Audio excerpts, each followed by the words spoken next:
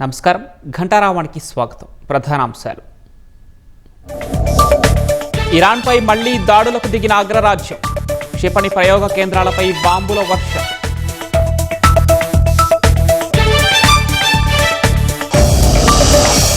దేశంలో మళ్లీ పెరిగిన సిఎన్జి ధరలు.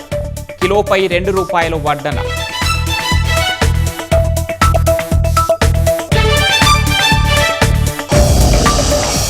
అనంతపురం జిల్లా వన్నెదొడ్డి వద్ద ప్రైవేటు బస్సు బోల్తా. 30 మందికి గాయాలు. ఆసుపత్రికి తరలింపు.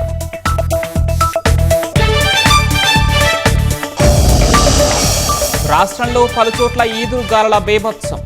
వేర్వేరు ఘటనల్లో 2 దుర్మరణం.